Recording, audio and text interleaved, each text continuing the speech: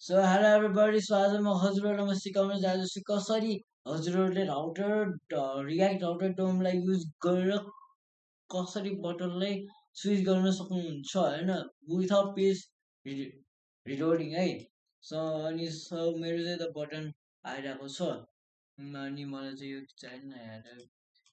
अब यहाँ chat GPT पनि लास्टै साइको काम गरिदिने कि वाट मलाई यो राखिदिन्छु टेक्स्टमा चाहिँ म राखिदिन्छु get started.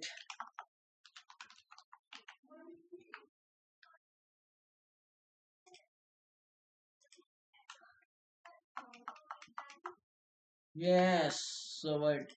Let's check the UI. Damn bro, के साह्रो दामी बनाइदिएको कि ल ल मैले चाहिँ यो त अब एउटा पेज बनाउँछु ल नट फाउन्ड भन्ने पेज म बनाउँछु एन्ड सो अब यसलाई म चाहिँ म के गरिदिन्छु भनेपछि सो मेन H1404 पेज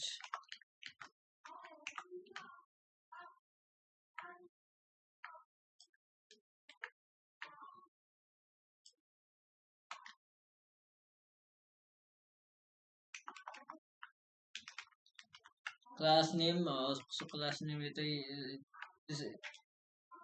त्यसै राखिदिन्छु। सो म चाहिँ अब पेजलाई म चाहिँ अब इम्पोर्ट गराउँछु ल गाइजहरू एन्ड अब मैले चाहिँ यसलाई इम्पोर्ट गराइसकेँ होइन। सो अब जहिले पनि फोरमा चाहिँ स्टार चाहिँ राख्नुपर्छ है।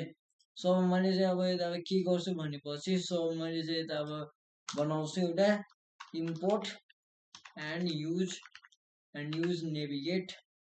यस सो युज नेभिगेट बनाएर चाहिँ मैले const navigate equal to use navigate राखिदिन्छु है त।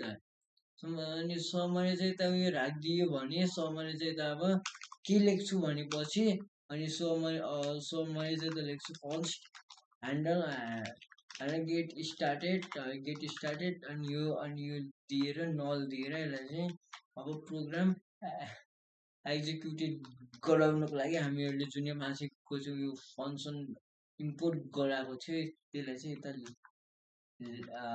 ल्याउने द गेट स्टार्टेड। अनि सबै उयो भनेको चाहिँ के हो भनेपछि यो हाम्रो पेजको राउट हो है। अनि click handle get started. Hope यस रन सक्सेसफुली गाइज, हाम्रो कोड सक्सेसफुली रन भइसक्यो एन्ड आजको लागि यति नै गाइज। अब म अब नेक्स्ट भिडियोमा चाहिँ म के क्रिएटिभ नै ल्याएर आउँछु ल। बारा